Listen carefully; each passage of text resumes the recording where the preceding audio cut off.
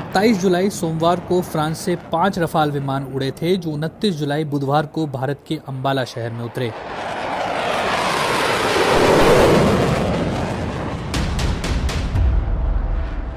पूरे भारतीय मीडिया की नजर इन विमानों पर थी, लेकिन इसकी पीछे की कहानी काफी दिलचस्प है। ये साल 2000 के अगस्त महीने की बात है।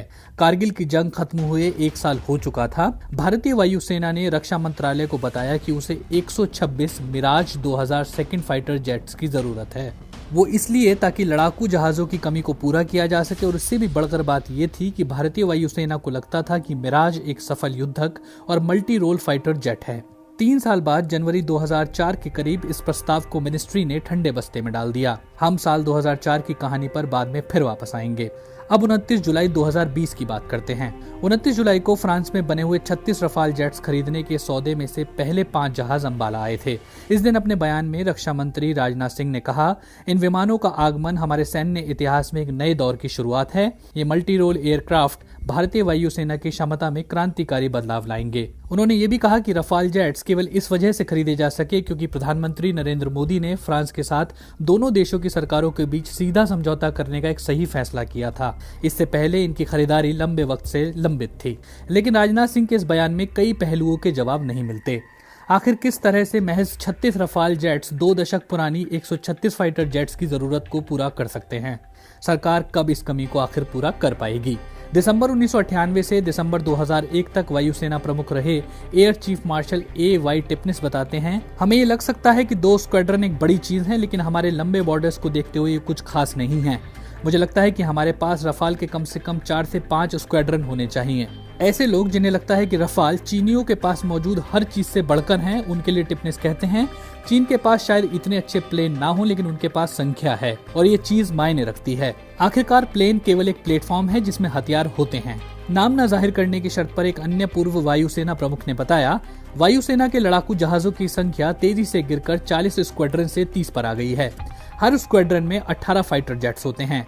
हम ऐसा कैसे होने दे सकते हैं जबकि हमारा दुश्मन देश आक्रामक तरीके से अपनी क्षमता बढ़ा रहा है? मिग 21 रिटायर हो जाएंगे, इसके बाद मिग 27 रिटायर हो जाएंगे, फिर जगुआर का नंबर आएगा। इस मुकाबले वायुसेना के पास नए जहाज नहीं आ पा रहे। हालांकि भले ही स्क्वाड्रन की संख्या घट रही हो, लेकिन जब रफाल जैसे एयरक्राफ्ट आ रहे हैं तो क्या हमें इतना चिंतित होने की जरूरत है? वो कहते हैं, ज्यादा प्लेन और ज्यादा ताकतवर प्लेन एक डेटरेंट की तरह काम करेंगे। भारत टकराव को टालना चाहता है, लेकिन अगर हमारी डेटरेंस या सैन्य ताकत घटती रहेगी तो एक दिन हमारे विरोधी एक टकराव के जरिए चीजों को अपने पक्ष में करने के लिए लालायित हो सकते हैं। आसान शब्दों में कहें तो हम पर एक जंग थोपी जा सकती है। उन्होंने बताया कि ये सोचना कि केवल लड़ाकू जहाज की संख्या ही घट रही है, ये भी गलत है। उन्होंने एयर टू एयर रिफ्यूलर्स और airborne early warning and control planes गिनाए, जिनकी संख्या भी बेहद कम रह गई है। वो कहते हैं कि हम इनकी खरीदारी के लिए 10-15 साल से कोशिश कर रहे हैं, लेकिन ये अभी कोसों दूर है। रफाल से IAF को रणनीतिक फायदा मिलता है, लेकिन ये कहना पूरी तरह से गलत होगा कि भारतीय वायुसेना की क्षमता गिर रही है। कईयों का मानना है कि देश पहुंचने वाले 5 रफाल जेट्स ही रणनीतिक लिहाज से एक बेहतर मारक क्षमता मुहैया कराते हैं। Air marshal S.B. देव IAF के उप प्रमुख के पद से रिटायर हुए हैं। वो पूर्वी और पश्चिमी दोनों कमानों की अगुवाई कर चुके हैं। वो कहते हैं कि यहाँ तक कि ये 5 जेट्स भी पूरी तरह से हथियारों से लैस होकर आ रहे हैं और ये हमारी क्षमताओं को काफी बढ़ाएंगे, साथ ही हमारी टेक्टिकल बढ़त में भी इजाफा करेंगे। उनकी चिंता घरेलू मोर्चे को लेकर ज्यादा है। वो कहते हैं कि मीडियम कैटेगरी में एक आधुनिक फाइटर न बना पाना चिंताजनक है। मीडियम कैटेगरी का मतलब तेजस जैसा लाइट कॉम्बैट एयरक्राफ्ट नहीं है। वो कहते हैं कि Hindustan aeronautics limited, aeronautical development agency, defence research and development organisation जैसी घरेलू एजेंसियां इस मामले में कोई बड़ा कदम नहीं उठा रही।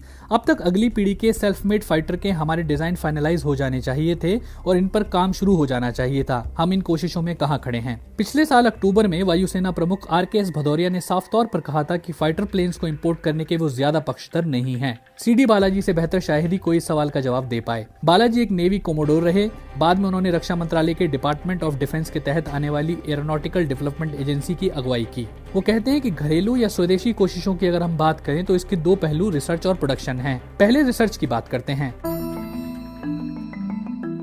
भारत का अगली पीढ़ी का fighter advance medium combat aircraft है। इसका प्राथमिक डिजाइन तैयार है और पिछले करीब 5 साल से हम केंद्र सरकार से फुल स्केल इंजीनियरिंग डेवलपमेंट के लिए मंजूरी मिलने का इंतजार कर रहे हैं। ऐसा नहीं है कि एयरफोर्स की इसमें दिलचस्पी नहीं है या सरकार इसमें आगे नहीं आ रही, लेकिन तथ्य अपनी कहानी खुद बयां कर देते हैं। वो बताते हैं कि इससे हमारी कोशिशों पर बुरा असर होता है, टेक्नोलॉजी गैप पैदा हो जाता है और हमें इस गैप को भरने के लिए डिजाइन को अपडेट करते रहना पड़ता है। उत्पादन के पहलू के बारे में वो कहते हैं कि HAL के जरिए ज्यादा संख्या में तेजस जेट्स बनाने की कोशिशें हो रही हैं, लेकिन यहाँ मैं एक बात कहना चाहूंगा। साल 2016 में रक्षा मंत्रालय ने भारत के अपने फाइटर जेट्स हासिल करने की डील को मंजूरी दी थी। इसके जरिए 83 LCA तेजस MK-1A जेट का सबसे एडवांस वर्जन बनाने थे। अभी तक ये ऑर्डर पूरा नहीं हो पाया है। एक स्वदेशी प्रोडक्ट के लिए भी इतनी देरी का मतलब समझ से बाहर है। कोई भी एयरफोर्स अत्याधुनिक टेक्नोलॉजी और महंगे एसेट्स में निवेश की मांग करती है, लेकिन IAF इन्हें हासिल करने की हैसियत में नहीं है। रक्षा मंत्रालय के think tank Manohar Parrikar institute for defence studies and analysis के research fellow doctor Lakshman Kumar Behera कहते हैं, गुजरे कई सालों में आर्मी, नेवी और वायुसेना के आधुनिकीकरण पर बुरा असर पड़ा है। वायुसेना में सबसे ज्यादा पूंजी लगती है, ऐसे में इस पर सबसे ज्यादा चोट पड़नी तय है। उनका विश्लेषण बताता है कि प्रतिबद्धता वाले खर्च और सेनाओं के लिए उपलब्ध फंड्स के बीच अंतर पिछले कई सालों से बढ़ रहा है। साल 2018-19 में करीब 33% था और 2019-20 में 29% रहा। अगस्त 2000 और जनवरी 2004 के बीच मिराज 2000 के IAF के प्रस्ताव और मंत्रालय के इसे खारिज किए जाने की कहानी क्या है। सरकारी दस्तावेजों से पता चलता है कि वायुसेना ने न केवल 1 या 2 बल्कि 3 बार मंत्रालय को 126 मिराज 2000 सेकंड जेट खरीदने के लिए राजी करने की कोशिश की थी। रफाल जेट्स का उस वक्त जिक्र करते हुए भारतीय वायुसेना ने तर्क दिया था कि किस तरह से मिराज 2002 न केवल सस्ते साबित होंगे बल्कि ये अत्याधुनिक भी हैं। उस वक्त की सरकार ने इस पर कोई कदम नहीं उठाया। काफी पुराने वाक्य की याद अब शायद ही किसी को हो, लेकिन ऐसा नहीं है कि भारतीय वायुसेना ने इसे भुला दिया है। नाम न जाहिर करने की शर्त पर एक पूर्व वायुसेना प्रमुख ने बताया, हमने 126 फाइटर जेट्स हासिल करने के लिए 15 साल लगा दिए। तब एक दिन हमें बताया गया कि हमें केवल 36 जेट्स मिलने वाले हैं, इसमें भी 5 से 6 साल का वक्त लगेगा और आज केवल 5 जेट आए हैं और उनके आने पर हम खुशी से बल्लियों उछल रहे हैं। लेकिन क्यों?